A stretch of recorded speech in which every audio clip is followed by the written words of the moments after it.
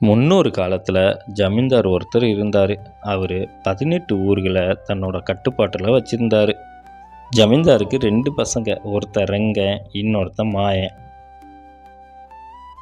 அப்படித்தான் ஒரு நாள் தன்னோட பசங்களை வர சொல்லி, இங்கே பாருங்கடா, எனக்கு அப்புறம் இந்த 18 ஊர்களையும் ஆள்ற பொறுப்பு உங்களுக்கு தான் இருக்குது. இந்த 18 ஊரை 2ஆக பிரித்து உங்களுக்கு தலா 9 தரேன்.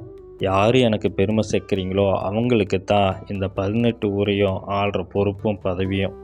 அப்பா, நான் உங்களுக்கு பெருமையை சேர்த்து நல்லாச்சு இந்த ஊர் மக்களுக்கு தரேன், நீங்கள் கவலைப்படாமல் இருங்க. அப்போ நான் மட்டும் என்ன சும்மாவா? அப்பாவோட பெருமையை ஊரே பேசுகிற அளவுக்கு நான் கொண்டு போகத்தான் போகிறேன். ரங்கா, வடக்கு இருக்கிற 9 ஊர்களையும் நீப்பார். மாயா, தெற்கு இருக்கிற 9 ஊர்களையும் நீப்பார். யார் எனக்கு பெருமை சேர்க்குறீங்களோ அவங்களுக்கு தான் இந்த ஆட்சியும் அதிகாரமும். இப்படி ஜமீன்தார் சொல்ல 2 பேரும் அங்கேருந்து கிளம்பி போனாங்க. ரங்கன் தன்னோட மக்களை சந்திக்க ஆரம்பித்தான். அவனும், இனிமேல் இந்த ஊர்களை நான் தான் ஆட்சி செய்ய போகிறேன். எனக்கு நல்லா தெரியும், அப்பா எல்லாத்துக்கும் இலவசமாக நிலங்களை கொடுத்துருக்காரு. அது விளையிற பாதி விளைச்சலை உங்களுக்கும் மீதி பாதியை வரியாகவும் வாங்குறாருன்னு. இதுதான் ஊர்ல இருக்கிற எல்லாத்துக்குமே தெரியுமே. நீங்க என்ன பண்ண போறீங்க? நீங்க புதுசா வந்திருக்கீங்க. நான் என்னோட அப்பா பண்ணினதுக்கு மேலே நிலங்கள் எல்லாத்தையும் இலவசமாக கொடுக்குறேன். அப்புறம் அதில் விளையிற விளைச்சல் எல்லாத்தையும் நீங்களே வச்சுக்கிங்க, எல்லாத்தையும் நீங்களே எடுத்துக்குங்க, வரியா எதுவும் எங்களுக்கு கொடுக்க வேண்டாம். இப்படி ரங்கன் சொல்ல ஊர் மக்கள் எல்லாத்துக்கும் ரொம்ப சந்தோஷமாக இருந்துச்சு. சின்னையா, உங்க அப்பா கூட இப்படி பண்ணினது இல்லை. ஆனா நீங்க கொடுக்குற கூட உங்க வம்சத்துல பல தலைமுறையை காக்கும். நீங்க வாழ்க, நீங்க வாழ்க பல்லாண்டு. இப்படி ஊர் மக்கள் எல்லாரும் ரங்கனை வாழ்த்துனாங்க. ரங்கனோ மனசுக்குள்ள, வந்த முதல் நாள்லேயே நான் எல்லா நல்ல பேரையும் சம்பாரிச்சிட்டேன். இது அப்பா கேட்டாருன்னா அவருக்கு ரொம்ப சந்தோஷமாக இருக்கும். இது அவருக்கும் பெருமை சேர்க்கும்ல. அந்த பக்கம் மாயனும் தன்னோட வேலைகளை செய்ய ஆரம்பித்தான். இப்படி பல நாட்கள் போக ஆரம்பிக்க ஜமீன்தாரோ மனசுக்குள்ள, இந்த பசங்களை அனுப்பி வச்சு பல நாட்கள் ஆச்சு. இவங்க எனக்கு என்ன பெருமை பண்ணி வச்சுருக்காங்களோ தெரியல. எவன் எனக்கு பெருமை சேர்க்குறானோ அவனுக்கு தான் இந்த ஊர்களை ஆள்ற அதிகாரமும் பதவியும். நாளைக்கே நான் போய் உடனே எல்லாத்தையும் சந்திக்க போகிறேன். இப்படின்னு சொல்லிட்டு ரங்க ஆட்சி செய்கிற ஊர் மக்களை சந்திக்க ஜமீன்தார் கிளம்பி போனார்.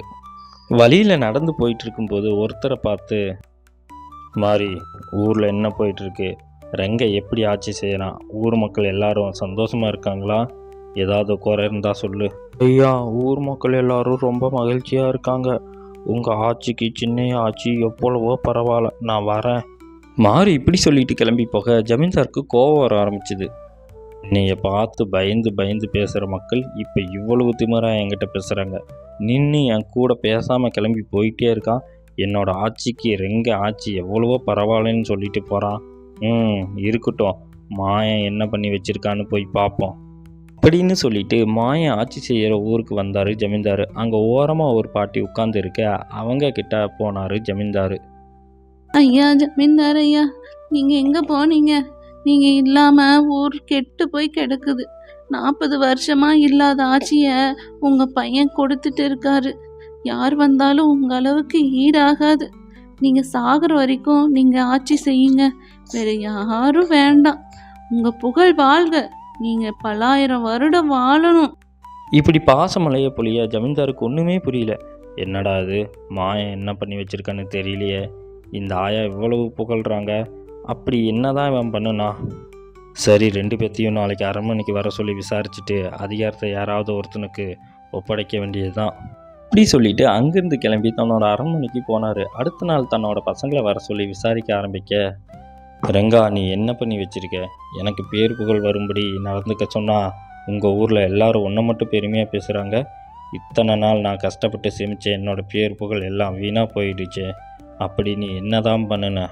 அப்பா, நான் ஊர் மக்கள் எல்லாத்துக்கும் நிலத்தையும் அதிலிருந்து வர விளைச்சலையும் தானமாக கொடுத்துருக்கேன். அதில் ஊர் மக்கள் எல்லாரும் மகிழ்ச்சியாக இருக்காங்க. என்ன வாழ்த்துனா என்ன? அந்த புகழும் உங்களைத்தானே சேரும். விட்டாலே எல்லாத்தையும் இனமாக கொடுத்து விட்டால் வரிக்கு எங்கு போவது? ஒரு தொழில் செய்பவர்களை மட்டும் பார்த்தால் போதுமா? மக்கள் நலன் அனைத்தையும் கருத்தில் கொள்ள வேண்டும். இது உனக்கு தெரியாதா? மாயா, நீ என்ன செய்தாய்? உன் ஊர் மக்கள் என்னை மட்டும் புகழ்ந்து போட்டிருக்கிறார்களே, அப்படி என்னதான் செய்தா நீ? நீங்கள் என்ன சொன்னீங்க? உங்களை மக்கள் போற்றும் வகையில் ஆட்சி செய்ய வேண்டும்னு சொன்னீங்க. நீங்கள் நிலங்களை இலவசமாக கொடுத்து விளையிறதுல பாதி வரியாக பெற்று பாதியை பாடுபவர்களுக்கு கொடுத்தீங்க. நான் சற்று அதில் மாறுபட்டு நிலங்களை இலவசமாக கொடுத்து விலையும் அனைத்தையும் வரியாக பெற்றேன். இதனால் மக்கள் மனவேதனையில் என் ஆட்சியை விட உங்கள் ஆட்சி சிறந்தது என்று உங்களை போற்றினார்கள். இரக்கமற்றவனே, நீ செய்த செயலால் ஊர் மக்கள் அனைவரும் உன் ஆட்சியில் பயத்தில் உள்ளார்கள். எனக்கு பெருமை வேண்டும் என்பது சரிதான். அதற்காக மக்கள் நலன் கருதாமல் அவர்களை கொடுமைப்படுத்தி பெறும் பெருமை குலத்திற்கே ஆபத்து. நீங்கள் இருவரும் செய்தது தவறு. மிதமிஞ்சிய இலவசம் ஒருபுறம் மக்களை சோம்பேறியாக்கும், மிதமிஞ்சிய வரி ஒருபுறம் மக்களை பசிக்காக ஏங்க வை. நீங்கள் இருவரும் ஆட்சியாள தகுதியற்றவர்களாக உள்ளீர். இது உங்களது தவறில்லை, என்னுடைய தவறுதான். விளையாட்டு பிள்ளைகளாகிய உங்கள் கையில் ஆட்சியை கொடுத்தது. இனி இருவரும் அரண்மனையில் இருக்க வேண்டாம். அவரவர் ஊர் மக்களுடன் சென்று வாழ கற்றுக்கொள்ளுங்கள். அப்போதான் அவர்களின் பிரச்சனை உங்களுக்கு தெரியும். ஏட்டுக்கல்வியை விட அனுபவ கல்வியே மிகவும் சிறந்தது. அப்பா, எங்களை மன்னித்து விடுங்கள். மிதமிஞ்சிய இலவசமும் தவறுதான், மிதமிஞ்சிய வரியும் தவறுதான். இரண்டும் மக்கள் நலனை கெடுக்கும். தவறுக்கு மன்னிக்கவும், நாங்கள் வருகிறோம். ஜமீன்தார் சொன்னது சரியா தவறான கமெண்ட் பண்ணுங்கள். வீடியோ பிடிச்சிருந்தா லைக் அண்ட் ஷேர் பண்ணிவிட்டு சேனலை சப்ஸ்கிரைப் பண்ணுங்கள். Thank you friends.